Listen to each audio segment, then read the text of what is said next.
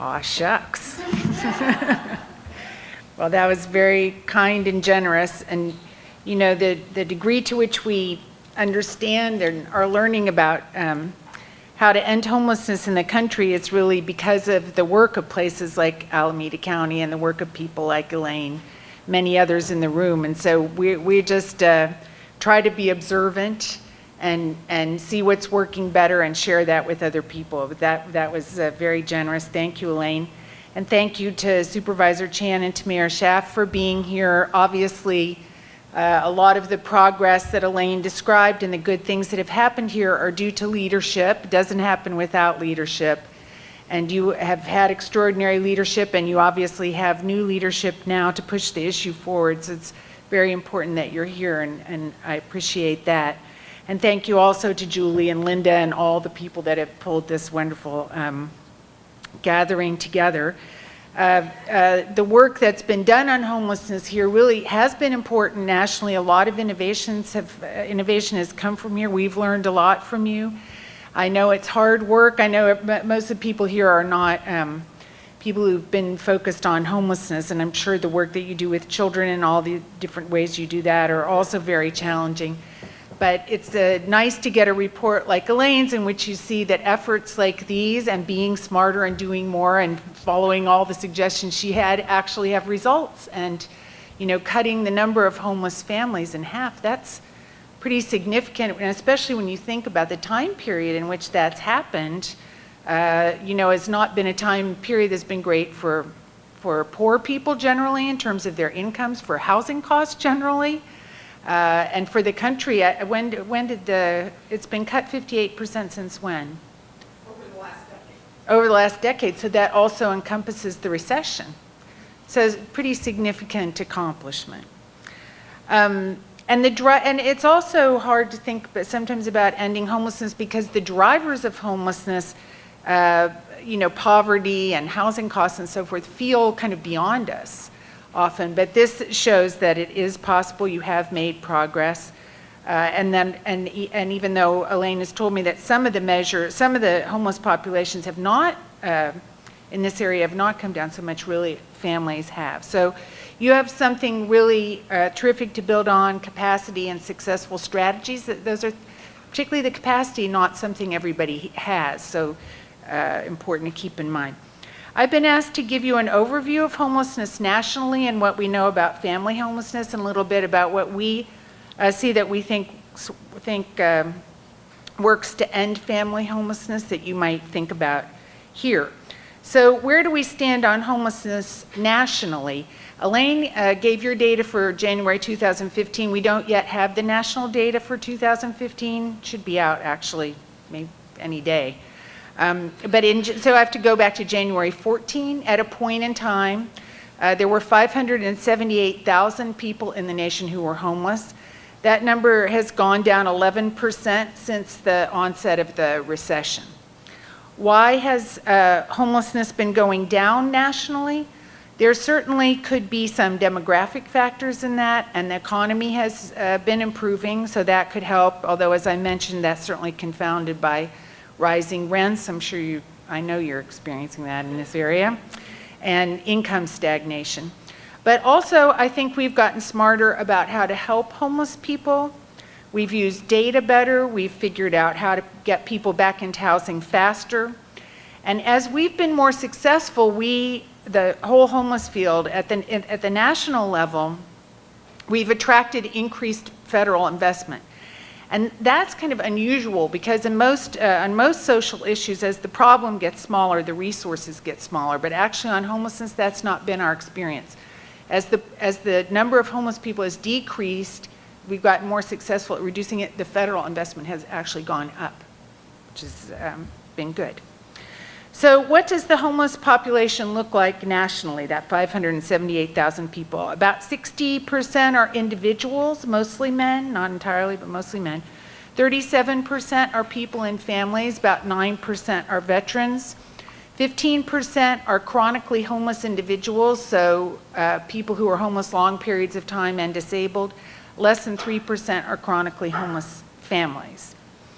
Back to those reductions, the most dramatic decreases in homelessness recently have, well, over the past several years, have been among veterans and chronically homeless people. Each has declined about a third since 2007.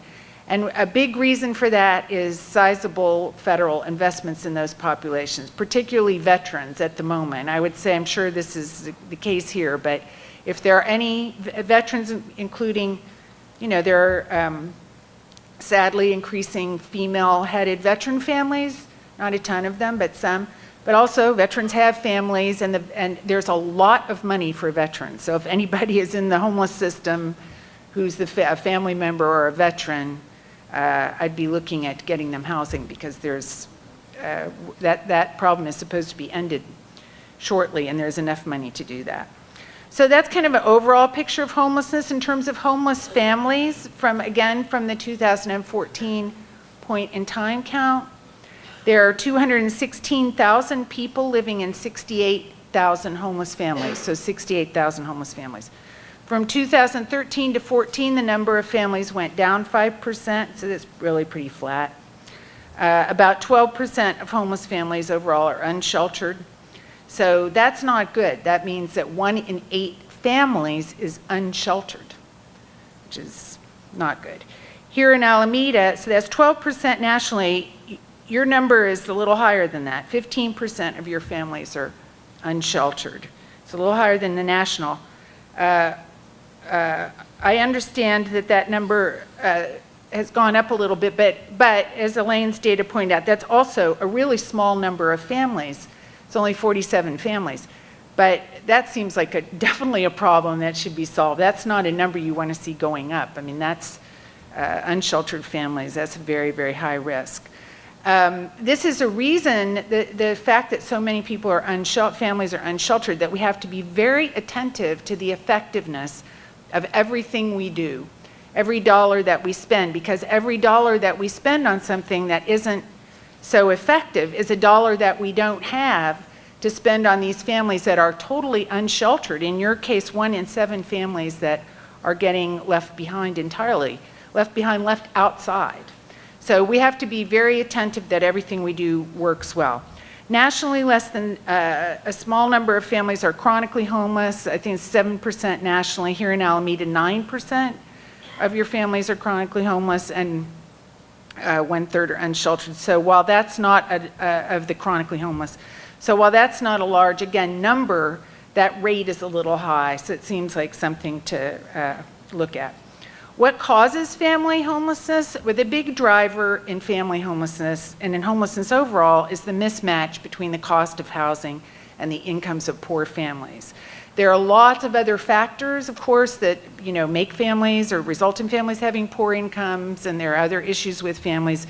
But the basic driver is that the families just can't afford housing, and they have housing instability and lose their housing. Just a few things about the characteristics of families that are homeless in terms of race and ethnicity. Nationally, homeless families are twice as likely to be African American, but less likely to be Hispanic than poor families generally. People in families are about more likely to have homeless families are more likely to have a disability than people in the general population, but that's still not most families. About 60% of families who entered shelter came from housing. Most of them were doubled up with someone else, living with family or friends. There's a lot of household formation that comes about through homelessness. That is, very young families leaving their parents' home with kids and starting up their own family through the homeless system. That's not good. About 1/3 of those that came for housing, though, were renting their own place. Of the 40% of families that did not enter the homeless system from housing, almost all came from another homeless program. So they're either coming from housing or another homeless program. Most homeless women are very young, and they have very young children.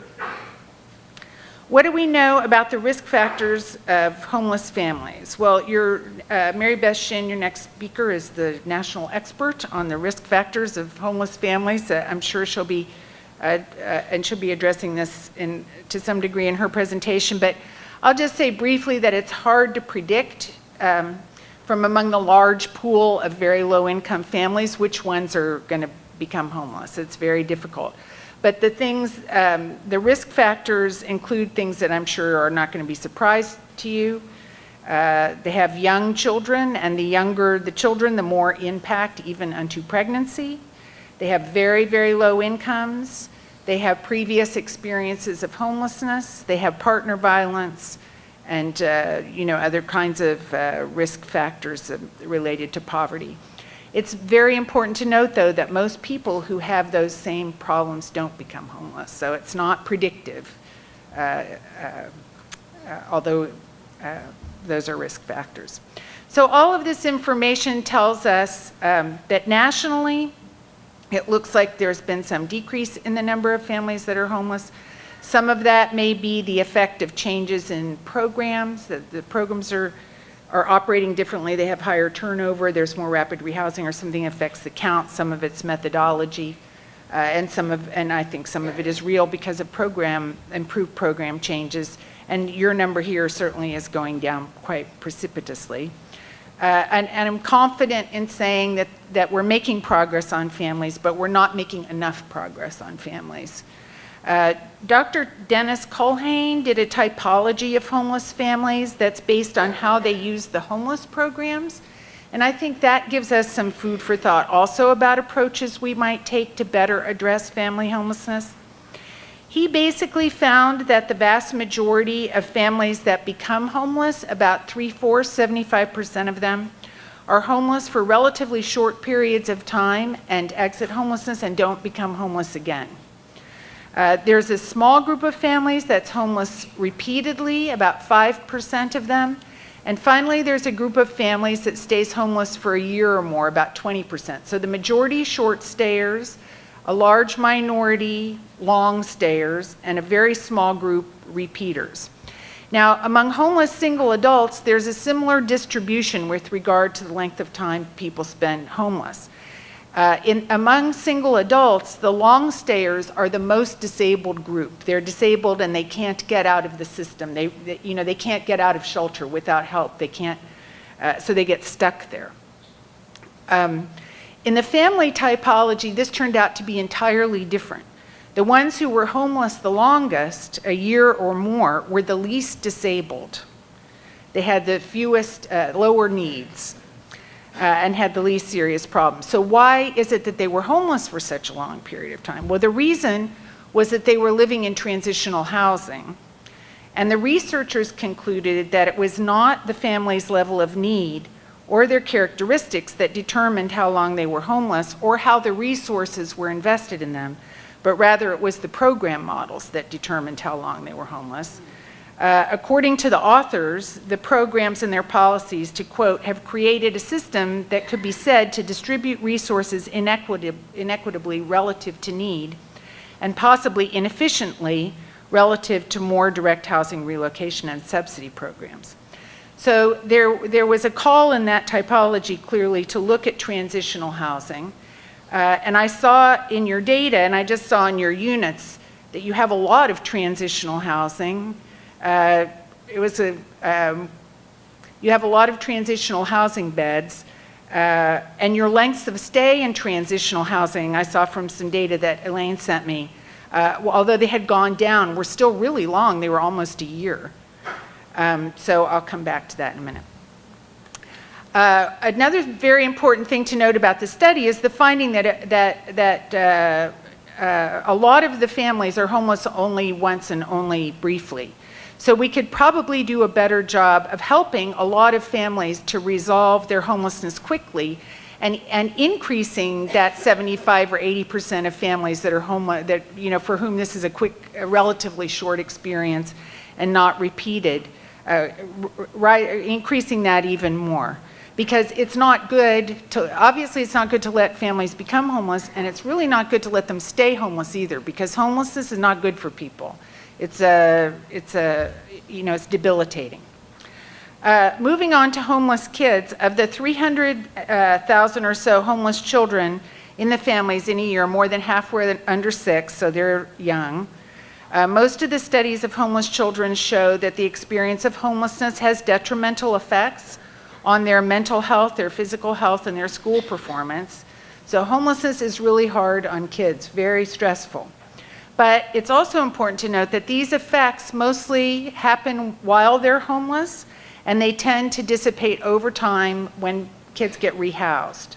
So the takeaway there, I think, is that as for adults, minimizing the experience of homeless and certainly minimizing the length of time children spend homeless is the thing to do. So that's a lot of information. What does it tell us then about what we should be thinking about moving forward on homelessness? Well, the first thing I think is that while the numbers are going down a lot here, more here, we are leaving a lot of families behind, and it is taking too long to get families out of shelter and transitional housing. So we have too many families on the street that we're not helping well enough, and they're staying homeless way too long. We need to shorten the time families are homeless, get them back into housing faster, and support them in the housing, and turn over the beds in the crisis system faster so that we can help all the families that need it. You know, there's sort of two ways to expand your capacity to help families.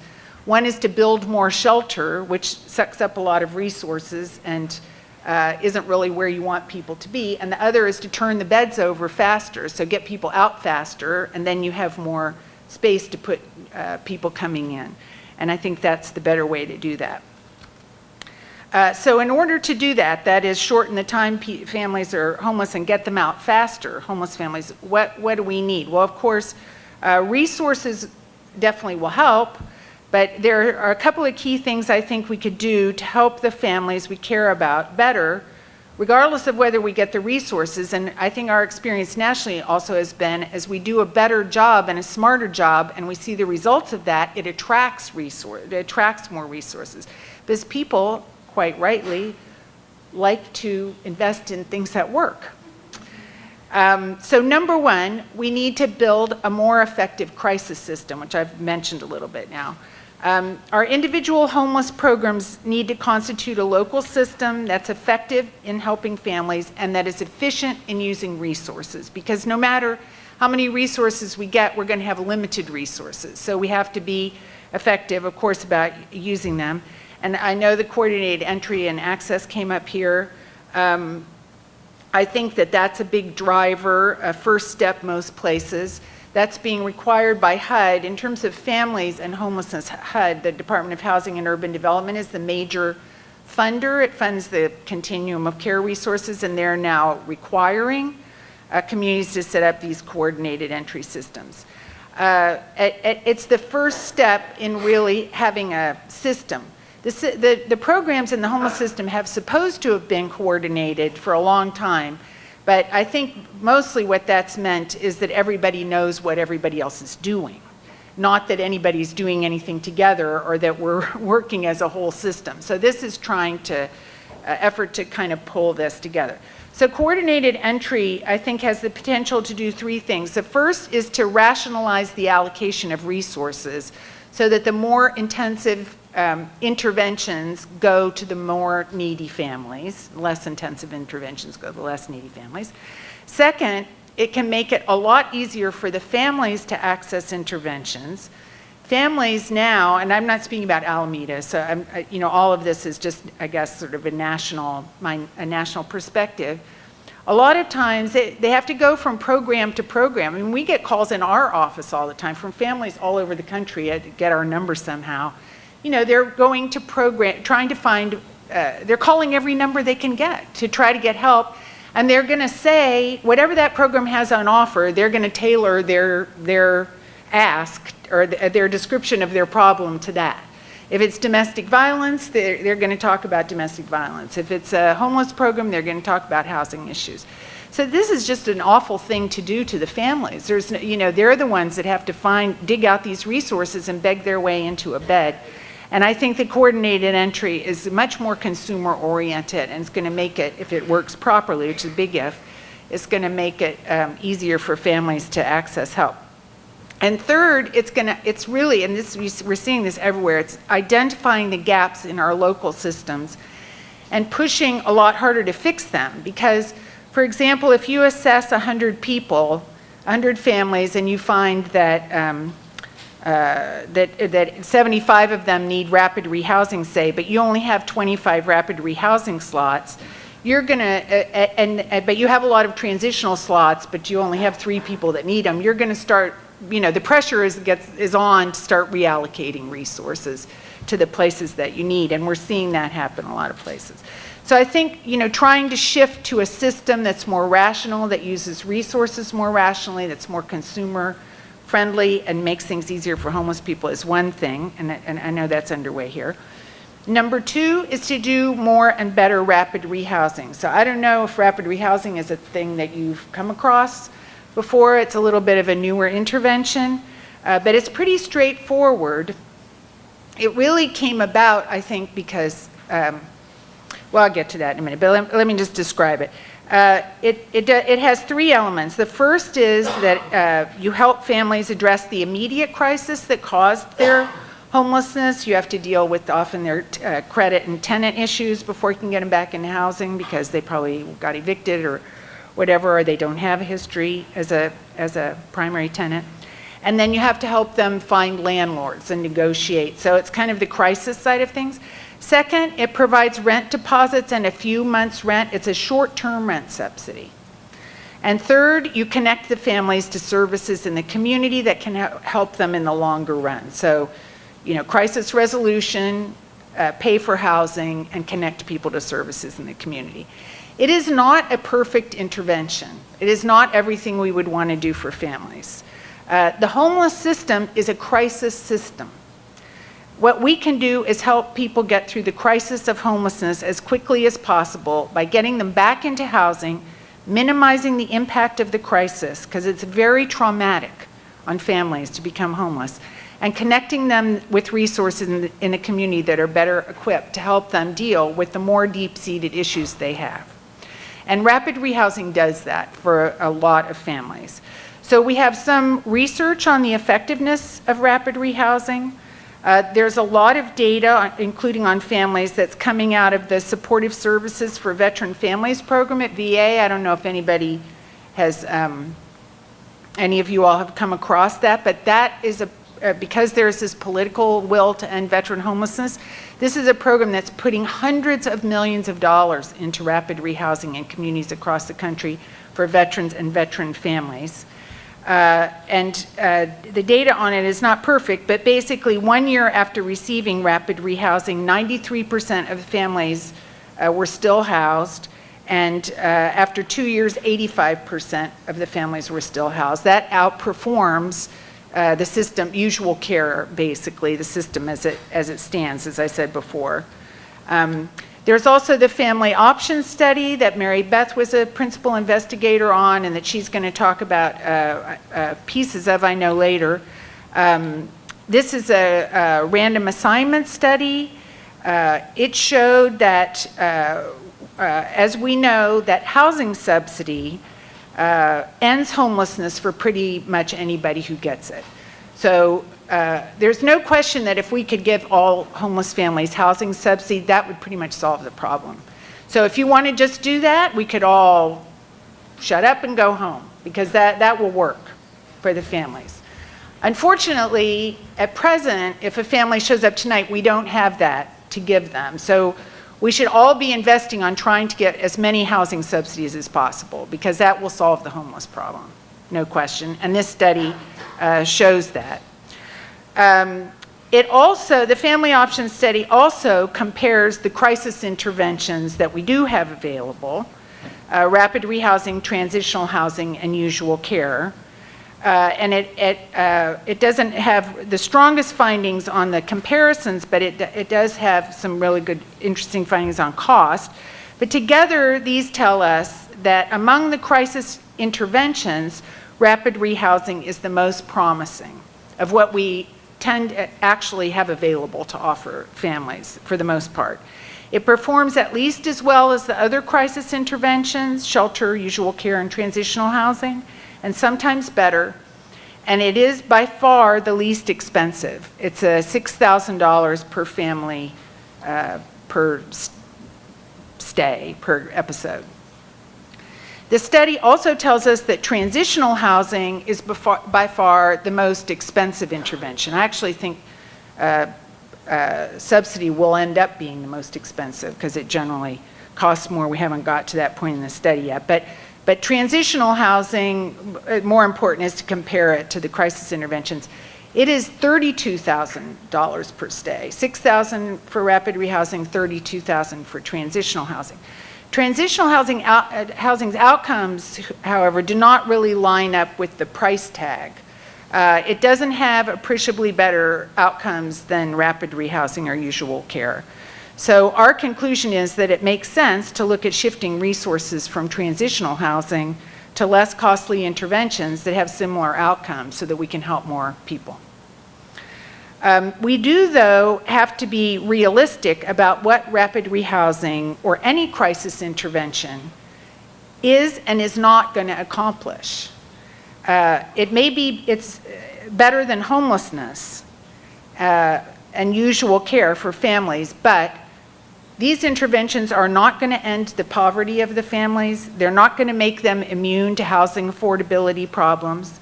People who get rapid rehousing are very likely going to be cost burdened, just like the majority of poor households. I think, I'm not sure this is exactly correct, but I think the number is that 2/3 of basically poor households pay more than half their income for rent. So poor households are cost burdened by housing. And unless people get a housing voucher, a housing subsidy, they're very likely to continue to be cost burdened by housing. And rapid rehousing is not going to solve that. It is not going to protect people from the challenges of the job market, the housing market, or their own poor choices.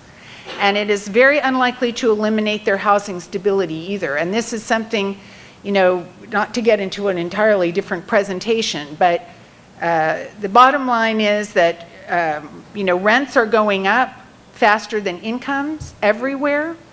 And there's not, if you look at the housing market, there's not an end to that in sight. The number of homeowners is down, the number of renters is up. The supply of rental housing is not keeping up with the increase in the number of renters, and that means costs will go up. And what that means is that the people with more money will start to push down into the stock that's less expensive. And it's going to get, so all the people, low-income people that your households and families that you're dealing with are going to be more and more challenged by housing instability. And this is not good news. But, so the homeless system is kind of the bottom of this churn. And we're just trying to not make families be homeless for a really long time if they fall out of their housing. So what rapid rehousing will do is end their homelessness. It's not going to solve all of these problems. And the third thing needed to make progress is to get mainstream systems involved. And that's, I think, where a lot of you come into play. The homeless system really can only be the crisis system. There are many other federal programs that are better designed and resourced to help family and children address these bigger problems. Here in California, there's a lot of work and opportunity going on around TANF, and I know that you've been involved in that, supporting vulnerable families.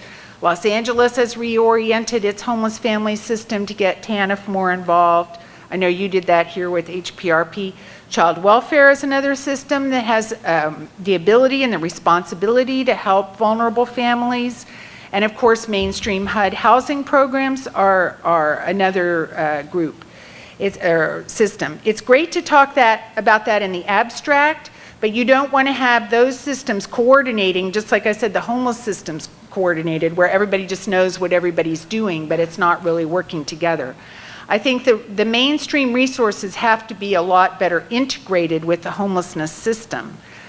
Mainstream systems should be asking their clients about housing status, and they should have a protocol to address housing difficulties. For example, VA has developed and verified a simple screener, I think it's 2-question, it might be 3-question, to assess for risk of housing instability. They administer it to everybody who enters the VA hospital system. It's been administered to millions of people now. If someone screens positive, There's a protocol for further investigation into their housing situation, and then there are steps about how to intervene. All mainstream systems that support these families should be screening for housing instability and looking at what you could do to provide assistance. You could have MOUs with the homeless system to intervene with people. You could integrate your funding in a pool. I was just in Los Angeles, and that's one of the things that they're doing. They're integrating mainstream funding into a housing pool. The clients just come in the front door. Who pays is figured out in the back office. But they're just housing families and individuals very quickly that way. In summary, families become homeless because of issues like poverty, housing costs, domestic violence, family dysfunction. These are not things that the homeless system can solve. What we can try to do is help resolve their crises, address their issues in a trauma-informed way, in a supportive way, because they're very traumatized, end their homelessness, get them back into housing as quickly as possible, connect them with services in the community. I think we have to do that in a more organized fashion, and we have to do that to scale. And that's what's going to set up a system that can really address all of these families. You've shown here in Alameda County that you have the ability to do this. You've made a lot of progress. You clearly have high-functioning, high-capacity nonprofits. You've been innovators. You've been national leaders. You have cooperative local governments, as we've seen. They're also effective and capable. There's really no reason why you shouldn't be able to solve a problem that affects such a relatively small number of families in this community. I think it was Jeffrey Sachs who said that with respect to social problems, we often know what to do, but we just don't do enough of it, and we don't do it long enough. And that, I think, is something to think about here in Alameda, too. There's a lot that we know. We know homelessness is bad for families. We know we can end their homelessness by getting them back into housing quickly and making sure that they have the help they need to move forward. Ending homelessness is not going to do everything for them, but without ending their homelessness, we're not going to be able to do much for them at all. It's a critical first start, and you have the capacity, you know what to do, so it's just your decision to take it to scale. So thank you so much for having me, and I think we're going to do some Q&A now.